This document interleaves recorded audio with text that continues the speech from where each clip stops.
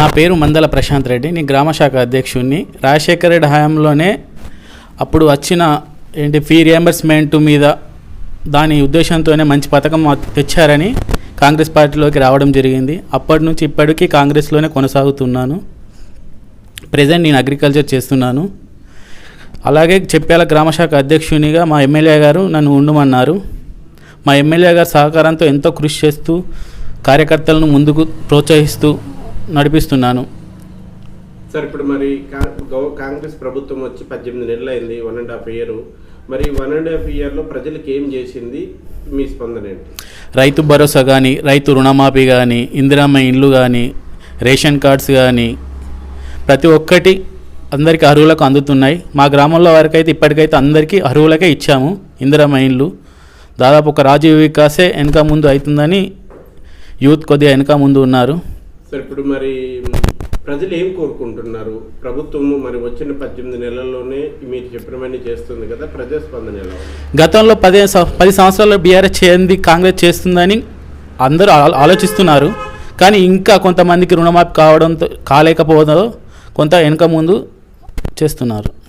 Okay, ఇప్పుడు త్వరలో స్థానిక సంస్థల ఎన్నికలు రాబోతూ ఉన్నాయి. మరి ఈ ఎన్నికల్లో ప్రజలు ఎటు మద్దతు ఇచ్చే అవకాశం ఉంది?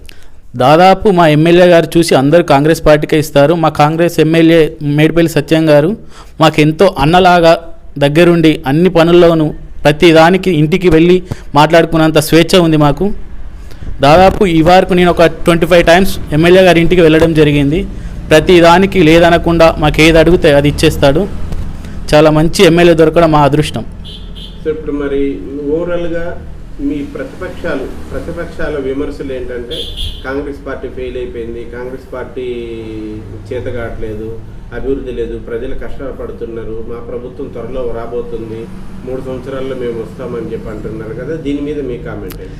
ఇక్కడనైతే రవిశంకర్ మాకు అంతకుముందు ఎమ్మెల్యే రవిశంకర్ గారు అయితే ఏం చేయలేదు. అతని మీద ఎవరికి ఒపీనియన్ లేదు. దాదాపు బీజేపీ క్యాండిడేట్ కూడా మాకు ఇక్కడ దగ్గరలో మంచి క్యాండిడేట్ లేడు. దాదాపు మా మేడిపల్లి సత్యం గారు మరో 10 ఏళ్ళు కూడా అతను ఎమ్మెల్యే గెలుస్తారని మేము అనుకుంటున్నాం.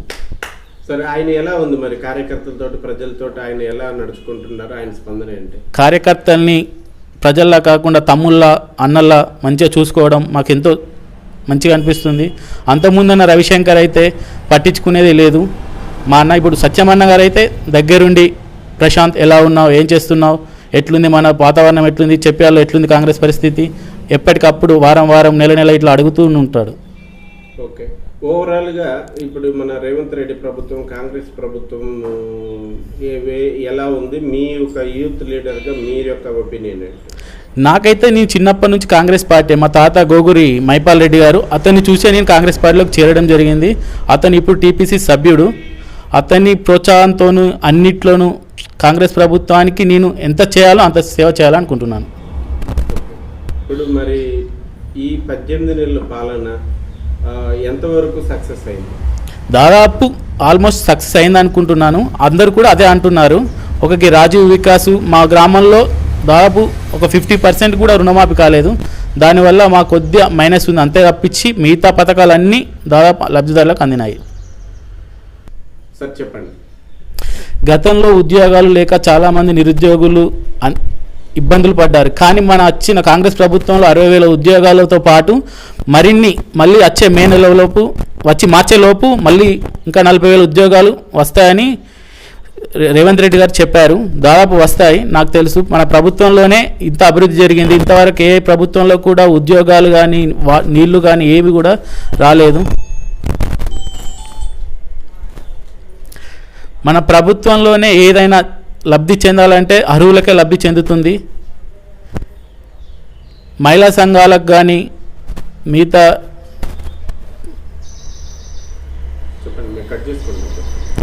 మహిళా సంఘాలకు రుణాలు కానీ ప్రతిదీ కూడా మన ప్రభుత్వంలోనే ఇవరికైనా ఇప్పటికైనా మన ప్రభుత్వంలోనే జరుగుతుంది అభివృద్ధి. గతంలో రుణమాఫీ 4 సార్లు చేస్తే ఎవరికి మిత్తిలకు కూడా సరిపోలేదు. కానీ మన ప్రభుత్వంలో వచ్చిన వెంటనే 2 లక్షల రుణమాఫీ ఏకకాలంలో చేయడం చాలా సంతోషం. రైతులకు ఇది మంచి మేలు. సార్, ఇప్పుడు మరి త్వరలో గ్రామాలలో ఎన్నికల వాతావరణం రాబోతూ ఉంది.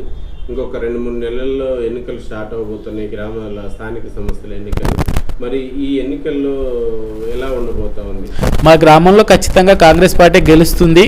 అందరి నోట్లో కూడా కాంగ్రెస్ పార్టీ ఉంది. మా టికెట్ కోసం చాలామంది బీసీ వాళ్ళు కానీ ఎస్సీ వాళ్ళు కానీ టికెట్ మాకే ఇస్తారు, మాదే వస్తుంది రిజర్వేషన్ అని చాలామంది ఆశపడుతున్నారు. దాదాపు ఖచ్చితంగా కాంగ్రెసే ఎంపీటీసీ కానీ సర్పంచ్ కానీ కైవసం చేసుకునేది చెప్పేల గ్రామంలో.